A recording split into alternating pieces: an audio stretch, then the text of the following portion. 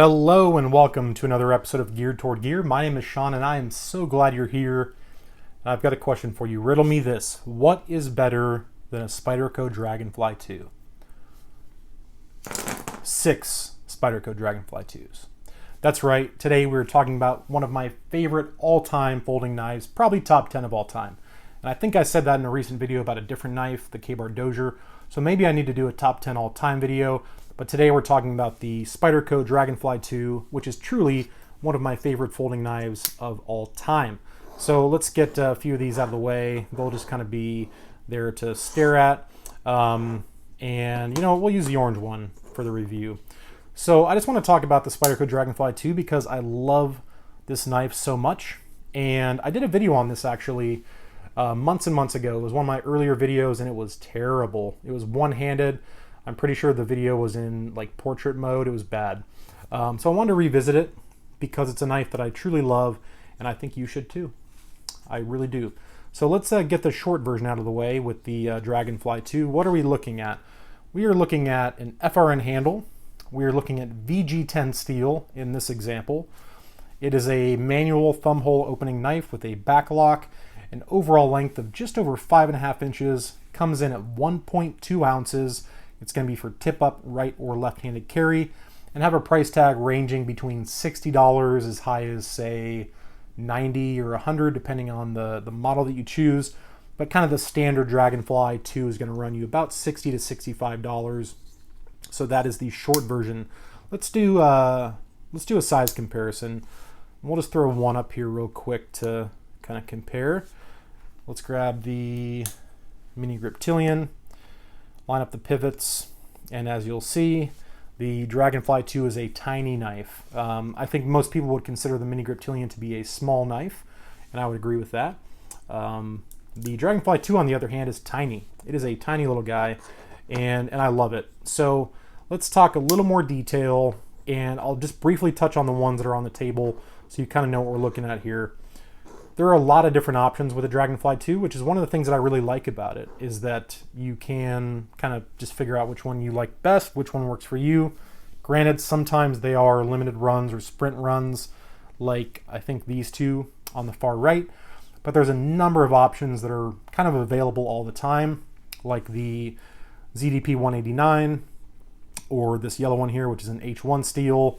The standard black and orange, I think, are standard offerings. They've got one in kind of a camo pattern, G10, wood, stainless steel, titanium, all sorts of stuff. So you can kind of pick your flavor.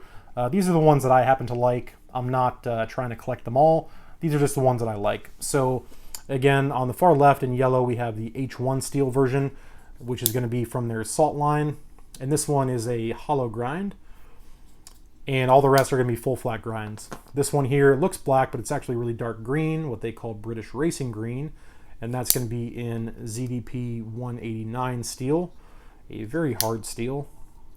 This one in the middle is just plain black, VG10 steel. This one in teal is going to have S30V. And then this one here is this kind of grayish blue is a laminate steel of VTOKU and SUS 410. So that's the blade steel on that guy. And then the orange one is the same as the black in that is VG10 steel, which is kind of the standard. All of the Dragonfly 2s are made in Seki City, Japan. That is the Spyderco factory where these come from. And they're great knives. I really, really love these things, either as a primary EDC or a secondary. So let's just get a little more detail in here, and then I'll just give you my overall thoughts. So blade length on this knife is 2¼ of an inch. But that includes the finger choil. So your cutting edge is 1.875 inches. So you're not getting a whole lot of real estate to cut with, but that's okay. It performs really well. And for me and the way I use my knives, it gets the job done 9 times out of 10. Your handle length is going to be 3.3 inches. And again, it's a back lock, kind of a mid back lock, which is super easy to disengage one-handed. It's got that amazing Spyderco wire clip that I love. It's not deep carry, which on this knife I think is really smart. It's so small that if it were deep carry, it would literally disappear and you would forget about it. And I've actually had a Dragonfly 2 go through the washing machine and the dryer because I forgot that it was in my pocket. 1.2 ounces it's a featherweight. It's a true featherweight. It's a tiny little knife, but it is very much capable. I think that's the one thing I want to really get across, is that although it's small, don't let its size fool you, because you'd be surprised a 1.875 inch blade can still accomplish most of the things we use our knives for in a given day, whether it be cutting packages, letters, string, things like that. If you're breaking down a giant cardboard box, I'd probably grab something else. But as an EDC folder or as kind of a secondary blade in your fifth pocket, I think it's hard to beat the Dragonfly 2, especially as like a really small secondary knife. I would totally use this as a primary. Some people wouldn't, but as a secondary, I don't know. I think it's kind of hard to beat. Super, super comfortable. I have massive hands, extra large size gloves, and this thing is comfy. Choked back, not using that forward finger choil, using that thumb ramp right there that is just beautifully jimped. I love Spyderco's jimping. Choked back using that choil. It's just locked in. I mean, if I put a little forward pressure on that choil, this thing is locked in my hand, going nowhere. It's got that nice grippy bidirectional FRN. And then again, the jimping on the spine, a little bit of texture on the FRN itself, and then your jimping on the underside of that finger choil. And the width on this guy is 0.34 inches, so super, super thin, crazy lightweight. And I just think they're fantastic, and I think you should think they're fantastic too. This is one of those knives that I just really like, and it gets me excited, and I just wanted to share it with you in the event that you're not familiar with the Dragonfly 2. I think it's a fantastic knife. So if you live somewhere, for example, where they do allow you to carry a locking blade, but they require it to be below a certain length, having a 2.25 inch blade with a 1.875 inch cutting edge, this could potentially be a good option for certain parts of the world. Obviously check your local laws, but I just think they're great. Even choked up with my big hands, the way Spyderco does their finger choils, they just do them well. They really do a good job on their finger choils. I can choke up on this guy, no problem, and it's super comfy. It's just a great design, and I love it. So that's the Spyderco Dragonfly 2. Just want to do a quick video and talk about it and show you a few different options on ones you can get. I think, well, so this is a recent release. I got that from Blade HQ, I want to say, and I don't know if that one's still available. This, I think, was a sprint run at some point, the kind of grayish one. But all the other ones should be available. The black, the dark green, the yellow, and the orange, plus a bunch of different ones. And if you look on Amazon, you can find these as cheap as like 55 bucks for the kind of camo pattern. I think they call it Zome Green. And then, again, there's plenty other variants of this knife as well. So, yeah, it's just a really great knife, and these things kind of get me excited. I just like them a lot. It's adorable. Just look at that. Would you look at that?